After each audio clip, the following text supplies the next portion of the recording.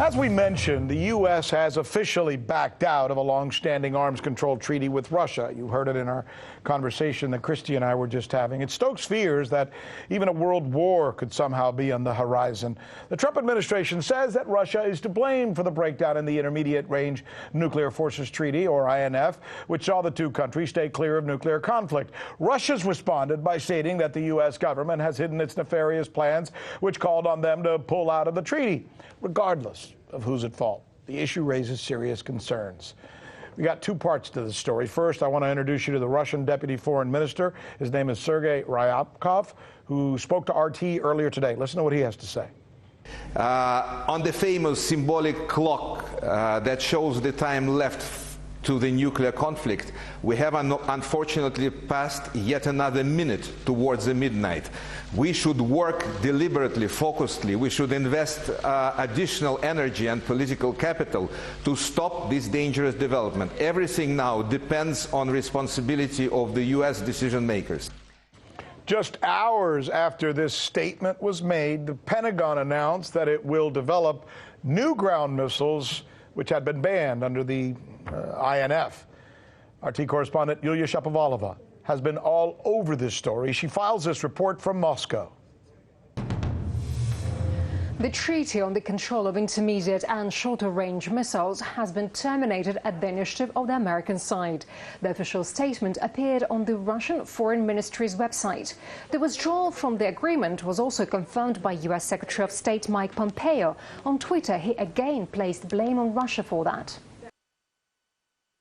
On February the 2nd, 2019, the US gave Russia 6 months to return to compliance with the Intermediate Range Nuclear Forces Treaty.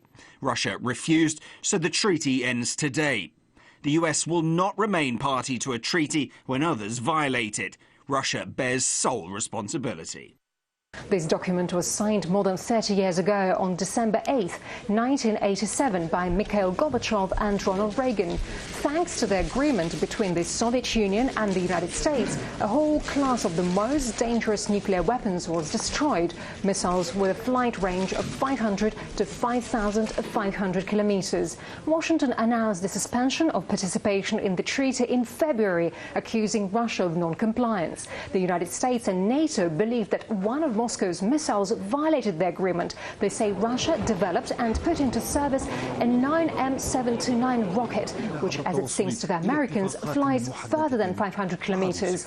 Moscow denied it went against the treaty. The Russian Ministry of Defense has repeatedly explained in detail and even showed that missile, saying it fully fits into the framework of the agreement. But the United States refused to accept all the evidence and did not enter into dialogue.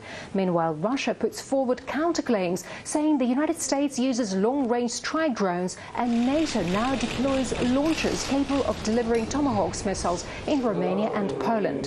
They have a range of more than 1,000 kilometers and fall under medium-range missiles prohibited by the treaty.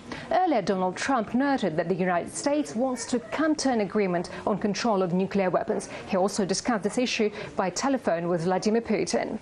The UN has also expressed concern. The Intermediate Nuclear Forces Treaty, the INF, is a landmark agreement that helps stabilize Europe and end the Cold War.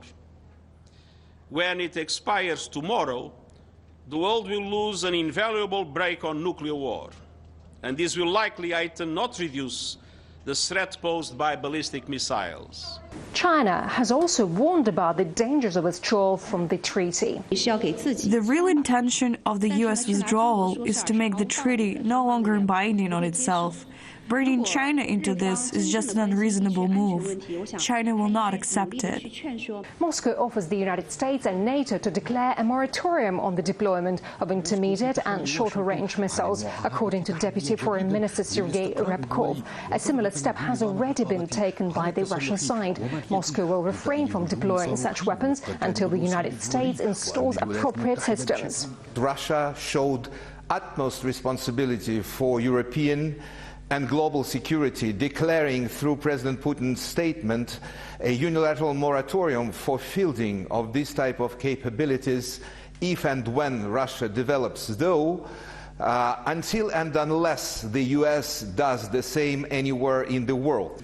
Now, according to CNN, the Pentagon plans to test a new cruise missile in the coming weeks in response to, according to the authors of the article, Russia's aggression in Europe. The only and key guarantee of global stability now remains the Third Strategic Arms Reduction Treaty, known as START III. This agreement was signed by Russia and the United States in 2010, but in 2 years, in 2021, the document ends and the United States says it has no intention to extend it. For example, the New START nuclear agreement, which was ratified in 2010, was flawed from the beginning. It did not cover short-range tactical nuclear weapons or new Russian delivery systems. It is due to expire in February of 2021, and while no decision has been made, it's unlikely to be extended. Why extend a flawed system just to say you have a treaty? For now, it seems the sides should really sit down and think how to make the world more secure. Yulia, Shapovalova for the news of Rick Sanchez. So you haven't heard that we're the ones covering the stories that you won't see covered anywhere else? In Venezuela, Kazakhstan, let's go to Hong Kong. And the media reaction to that has been crickets. How about the way we cover those stories? What the hell does that mean? Huawei. That's the key word in this case, uprising. Keep? Can you believe that? Watching. This is the right thing for members of the media to do, to actually pick sides. Look, if you like what you see, subscribe.